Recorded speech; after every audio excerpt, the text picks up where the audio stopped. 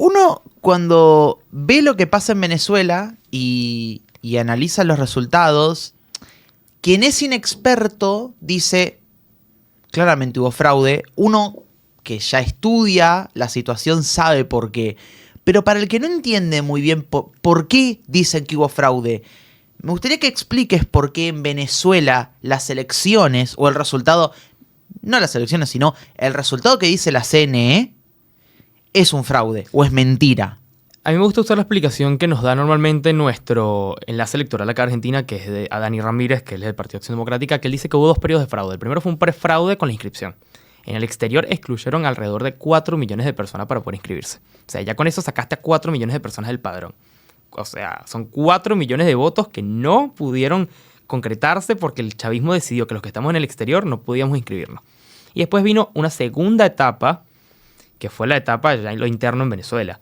O sea, la realidad es que entre la persecución política, además, ya eso también es parte de un gran fraude nacional. O sea, si tú estás haciendo una campaña y arrestas a todos los líderes de campaña, evidentemente hay una desigualdad entre ambas fuerzas políticas que le permitía al chavismo ganar con comodidad. Dicho eso, no pudieron hacerlo. La oposición saca casi 4 millones de votos de diferencia con Maduro. ¿Y por qué hablamos de fraude? Porque todos los videos que nosotros vemos de la gente leyendo las actas públicas de su colegio demostraban números en donde el mundo ganaba 1000 votos contra 200, cosas por el estilo. Y cuando dan el resultado, el CNE dice que hubo un hackeo de Macedonia del Norte. La gente de Macedonia del Norte no debe ni saber dónde queda Venezuela, pero ellos dicen que Macedonia del Norte nos hackeó, pero aún así pudieron confirmar que Maduro ganó. Como una casualidad. Como casualidad. O sea, nos hackearon, todo el sistema colapsó, pero sabemos que Maduro ganó. Y más allá de eso, gana supuestamente cuando faltaban a un 20% de los votos por contarse, con una diferencia de menos de 1 millón de votos. O sea, esos 20 puntos de diferencia que faltaban, a la hora que ellos dan el resultado, podrían haber permitido que el mundo ganara, incluso con la maquinaria y el fraude de ellos. Entonces, ahí sale la oposición a decir, queremos ver de dónde están fundamentados estos números. Seguimos esperando al día de hoy que ellos fundamenten los números. Hoy el CNE, que es el Consejo Nacional Electoral, no ha dado resultados por estado ni por municipio, mucho menos por mesa. Entonces no tenemos ningún dato más allá de que supuestamente tenemos que creer que Maduro ganó con el 51% de los votos de la elección. ¿Y por qué crees que pasan estas cosas? O sea, uno tiene todas las pruebas, ve que está todo, se mete en la página, están las actas. Todas dicen que Edmundo González ganó. Todas. No hay una que diga Edmundo González no ganó. Líderes internacionales salen a decir, incluso gente que ha estado a favor de Chávez, Total. sale a decir, presenten las actas. ¿Cuál es el problema? Presenten las actas. Si pierde, pierde, punto. No hay algún problema, si es que esto es, o debería ser una democracia, cosa que no lo es. ¿Es tan escandaloso?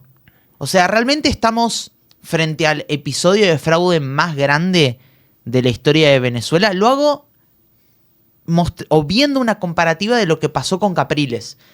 Porque cuando Capriles perdió contra Nicolás Maduro, no contra Chávez, contra Nicolás Maduro, yo dije, es imposible que Maduro le haya ganado a Capriles. Imposible que Maduro le haya ganado a Capriles. ¿Esto es peor que esa elección? Total, porque la realidad es que en su momento la oposición en el año 2013 no logra demostrar el fraude. Acá lo más obsceno de todo es que tenemos las pruebas de nuestro lado. La diferencia de votos también es mucho más masiva. Yo soy de los que cree que Capriles evidentemente ganó, a pesar de que la realidad de ese momento el liderazgo, se nota mucho la diferencia entre María Corina y el liderazgo de aquel entonces, pero no fue una diferencia de 4 millones de votos como la que tenemos hoy. Y estamos hablando de 4 millones de votos que podrían haber sido 8 millones de votos de diferencia si nos hubiesen permitido votar masivamente a los que estábamos en el exterior. Entonces estamos viendo un capítulo, yo incluso llego a decir que este es el peor capítulo de fraude de la historia de Latinoamérica. Nunca antes quisieron desconocer una elección de 70-30. Y estos hombres lo están haciendo sin ningún problema, porque ellos van y salen en la televisión a decir que ganaron masivamente, sin pruebas, sin nada. Supuestamente presentaron unas actas hace unos días al Tribunal Supremo de Justicia. Las actas son papeles en blanco. Analizamos los videos y nosotros decíamos, no puede ser que esta gente publicó un video con las actas revisadas, eran papeles en blanco. A ese nivel de... Se sienten tan impunes internamente, como tienen todos los medios de comunicación controlados, en ese sentido de narrativa, se sienten muy impunes para decir mentiras. Pero el tema es que la comunidad internacional no es estúpida. Ellos piensan que los venezolanos somos estúpidos y que el mundo también es estúpido, por ende. Y no, la realidad es que todo el mundo en Venezuela está claro que Edmundo González Urrutia es el presidente electo, que María Corina Machado logró, con su liderazgo, volver a unificar a todo el país y que incluso los propios chavistas saben, porque ellos firmaron las actas. Las firmas de los testigos del PSV están en las actas que hoy tiene la oposición. ¿Te sorprendió algunas actitudes de algunos partidos que formaban parte del chavismo? Por ejemplo, el Partido Comunista Venezolano salió a decir que ganó Edmundo González, algo nunca pensado. La realidad es que hay un sector de la izquierda venezolana que está bastante claro y consciente que lo mejor que puede pasar es una salida de Nicolás Maduro, entre esos el PSV y otros partidos minoritarios, el MAS, el Movimiento del Socialismo, que siempre fue históricamente el partido más grande de la izquierda durante la democracia previa al chavismo, también apoyaron a Edmundo, incluso apoyaron la candidatura de Edmundo. Yo creo que esto es un tema que va más allá de izquierda o derecha, esto es un tema que ya es autoritarismo con democracia, hay mucha gente que ve con recelo hoy por hoy el liderazgo de María Corina, pero esto no es un tema de que si ella es liberal, que si ella es de derecha, no, esto es un tema de que hoy ella es la mujer que tiene la capacidad de ejercer este liderazgo para lograr concretar la transición que ya comenzó. ¿Y cómo se daría esa transición? Digo, vos que formaste parte del equipo de ella, vamos a suponer que hubiesen reconocido los resultados y que efectivamente Edmundo hubiese sido electo presidente. Edmundo, yo sé que es hacer apología de algo que por ahora no lo estamos viendo, pero si Edmundo asumiera, ¿con qué Venezuela se encontraría? Yo creo que se encontraría con una Venezuela devastada.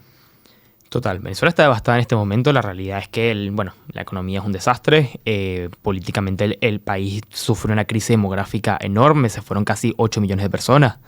Estamos frente a un país en donde hay presencia de células terroristas de Hezbollah, de la guerrilla colombiana. O sea, la realidad es que reconstruir Venezuela va a ser un trabajo arduo y difícil, pero tenemos que comenzar a reconstruir en algún momento.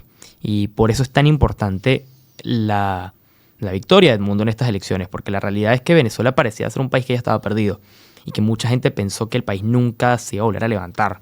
Y la verdad es que nunca voy a olvidar un recorrido en específico. El estado Portuguesa, un estado en el interior del país, en el centro del país, extremadamente rural, uno de los estados más pobres de Venezuela, donde en el año 2015 que la oposición gana las elecciones parlamentarias, el chavismo saca el 70% de los votos en Portuguesa. O sea, un estado chavista rojo-rojito, como decíamos allá. Cuando María Corina fue a Guanare, que es la capital de ese estado, y yo vi que salió tanta gente esperanzada, dije, wow, definitivamente, ese fue el día donde me convencí que íbamos a ganar y que el país había cambiado para siempre. O sea, María Corina y su liderazgo y todo lo que se logró a través del comando, logró esperanzar a la gente de que el país podía cambiar. Y logró esperanzar a estos estados históricamente chavistas. Dicho eso, la jefa de nuestra campaña en Portuguesa, María Oropesa, una gran dirigente de evento, hoy está presa. La arrestaron justamente porque el chavismo no supera que en Portuguesa Edmundo González haya sacado el 60% de los votos. O sea, el castigo de ella ahorita, que está presa o en el helicoide, es porque logró transformar un estado 70% chavista a un 60% opositor. Y así está la situación en Venezuela. La realidad es que, por mucho que ellos quieran ocultar la situación, Venezuela cambió para siempre. Y esa Venezuela que decidió cambiar es la Venezuela con la que Edmundo González se va a encontrar en enero del 2025 cuando asuma la presidencia.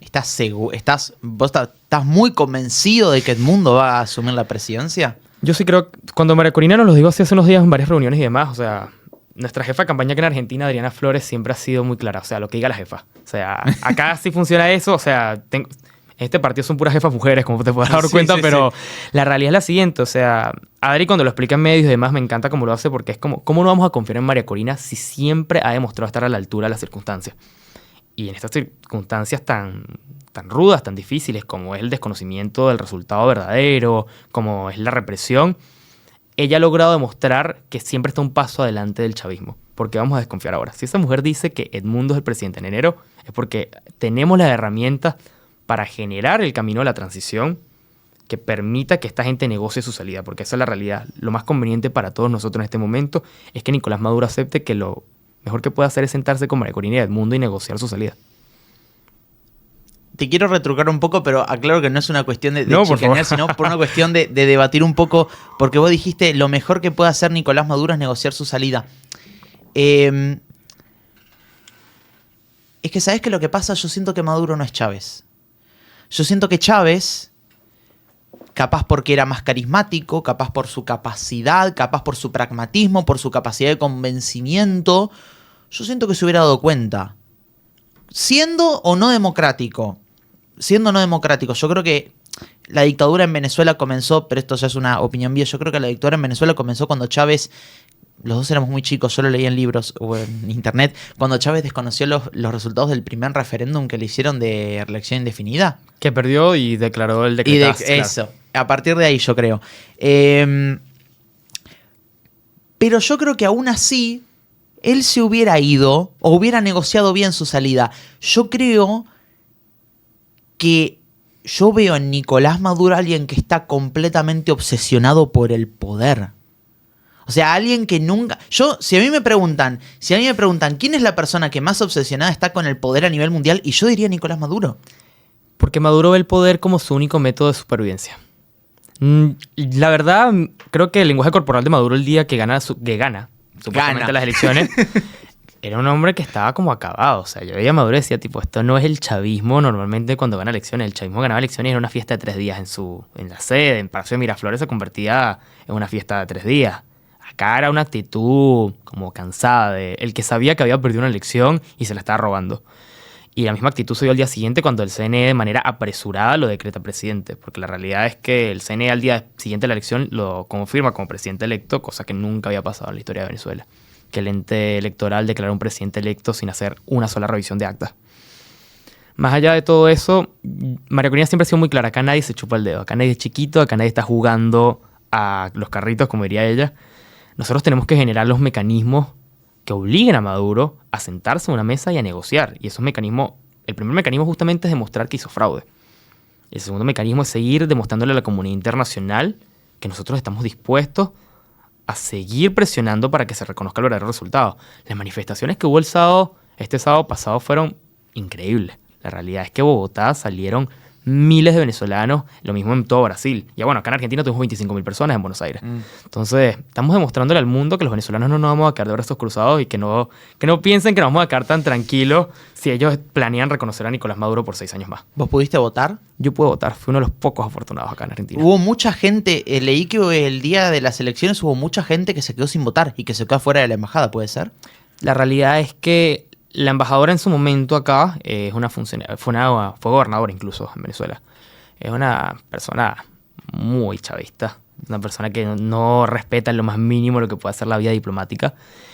Y acá en la Argentina nosotros nos enteramos, finiquitamos de saber los detalles de cómo iba a ser la elección a menos de una semana. O sea, una semana antes fue que nos llegó el primer padrón, es que nos explicaron bien cómo íbamos a votar, porque en Venezuela se vota con máquina, que en el exterior votamos con papel. No nos dieron la más mínima explicación de nada. Y fue una noche muy larga porque la realidad es que en Venezuela Chávez en su momento puso una medida que obliga a que en el exterior se pueda contar los votos una vez haya dado el primer boletín en Venezuela. Todo esto para evitar que la primera matriz de opinión que saliera fuera la de las embajadas en el exterior, donde siempre ganaba la oposición. Entonces, acá empezamos a contar a eso de la 1 de la madrugada, creo, 12, 1 de la madrugada, que fue cuando dieron los resultados en Venezuela. Nuestros testigos salieron recién a las 4 de la madrugada. Literalmente éramos el equipo del comando, o sea, nuestro electoral, Dani, Adriana, que era la jefa de campaña, bueno, yo del de comunicaciones, y éramos como 3, 4 personas más esperando a nuestros testigos, que se quedaron hasta las 4 de la madrugada bajo la amenaza de todo lo que le dijeron, mucha presión psicológica. Entonces la realidad es que en el exterior también fue muy rudo para votar, e igual acá en Argentina le pudimos dar 1.000 votos a Edmundo, Maduro tan solo sacó 60. O sea, ¿sacó 60 votos Maduro? Sí, supongo que el embajador y la familia habrá votado. Y aún así llegó a 60 votos. 60 votos, sacó 60 votos, y los alacranes, que son los candidatos, la oposición pretaporté que se inventó Maduro, por decirlo de algún modo, habrán sacado 10, 15 votos. O sea, la realidad es que Edmundo ganó por paliza en el exterior. ¿Por qué vos crees que vos, Corina, Edmundo, la oposición venezolana, la mesa unitaria, ¿por qué realmente cree que Edmundo González va a asumir? Porque yo, hace poco, en estos debates de politólogo que tengo con amigos, yo decía, y lamentablemente lo digo, yo veo 2 salidas en Venezuela. Opción 1, Maduro sigue 6 años más. U opción 2, los militares toman el poder. El día que los militares se le den vuelta a Maduro, ahí pueden llegar a terminar con todo. Yo no veo ninguna de las 2 salidas como positiva. Y aún así, a pesar de estas 2 salidas que yo planteo, muchos de ustedes dicen, no, Venezuela va a salir democráticamente. Yo tengo, democráticamente es muy amplio, una palabra, O sea, por lo menos en un Sí, sí, de sí. una forma un poco más prolija que un golpe de totalmente, Estado. prolijo institucional. Institucional te lo digo porque hace unas semanas Edmundo y María Corina publicaron un documento donde hablaban a la familia militar y le pedían justamente a estos familiares de militares que le explicaran a sus familiares que lo mejor que podían hacer era reconocer la voluntad popular. Hoy por hoy nos estamos basando mucho en el artículo 5 de la Constitución, que justamente habla de este tema de la voluntad popular es la máxima norma dentro de nuestro Estado. Al día siguiente sale el Tribunal Supremo de Justicia, sale el fiscal general del Estado, chavista, todo a abrirle una investigación por terrorismo a María Corina y Edmundo, por ese comunicado. O sea, ellos tuvieron miedo de que ese comunicado de verdad fuera el principio de unos de movimientos. un golpe de Estado. Exacto. Tienen tanto temor de la situación interna de las Fuerzas Armadas que con que María Corina cada vez que nombra la palabra militar, ellos saltan a amenazarla. La realidad es que no todos son los generales que te ganan salarios de 10.000, 15.000 dólares y que están cómodos. Los rangos medios para abajo tienen a sus familiares afuera. Ganan salarios de mierda, por otra forma para decirlo.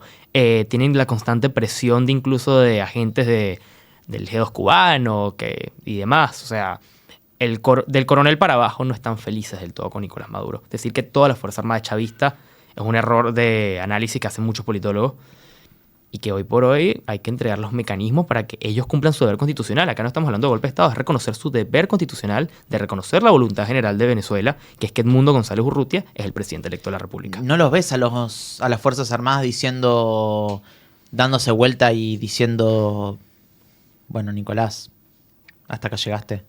Yo veo que hoy por hoy la oposición está generando los mecanismos para que las Fuerzas Armadas reconozcan su deber constitucional, que es reconocer a Edmundo González.